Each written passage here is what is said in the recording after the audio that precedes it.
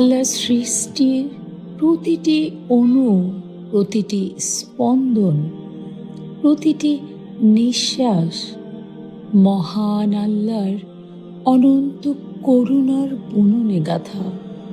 তিনি কঠোর নন, বরং করুণার এমন এক কেন্দ্র যেখানে ক্রোধের ভাষা মুছে যায়, প্রেমী প্রধান আলো হয়ে জ্বলে ওঠে। মানুষ ভুলে যায় আল্লাহ তার বান্দার কাছে কোনো বিনিময় চান না। তিনি শুধু পরিশুদ্ধ হৃদয়ে তার কাছেই সেই আত্মাকে ফেরত পেতে চান।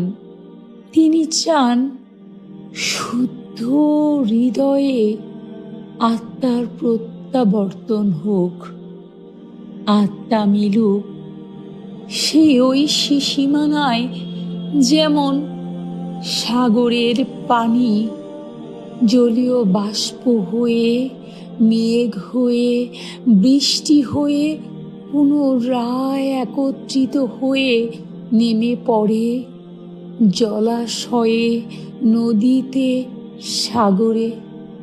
যা দুনিয়ায় ব্যর্থ প্রত্যাশায় মানুষ দুনিয়ার নানাবিধ কর্মে কাণ্ডে, হতাশায় ব্যর্থ প্রত্যাশায় নিজের হৃদয়কে ক্ষত বিক্ষত করে ফেলে। সে কোন স্রোতধারা হতে সৃষ্ট, আবার পুনরায় তাকে কোথায় পাঠানো হবে, সেই আত্মজিজ্ঞাসা কত জনার ভেতরে জেগে ওঠে। দুনিয়াবিধ চাওয়া, অভিযোগ, অনুযোগ, তা যেন শেষ হবার নয়। এত চাওয়া, এত অভিযোগ, এত বড় এই লিস্টের পিছনে ভেতরে এত বড় চাওয়া পাওয়ার হিসাব দেনার ভেতরে পরমাত্মার আহ্বান কোথায়? পরমাত্মাকে চাওয়ার আকুতি তার কোথায়? সে তো ক্ষত বিক্ষত হয় প্রতিনিয়ত পার্থিব হিসাব নিকাশ কষতে কষতে। জীবন ভর চাওয়া পাওয়ার দেনা হিসাব কষতে কষতে ক্ষত বিক্ষত দেহ মনে সে দাঁড়ায় মৃত্যুর দ্বার প্রান্তে, আজরাইলের সম্মুখ পানে। মনে পড়ে যায় আমার মহান মোর্শেদের সেই অমিয় বাণী। আমার বাবা বলতেন, আমার আল্লাহটা যে কত ভালো, আমার আল্লাহটা যে কত ভালো।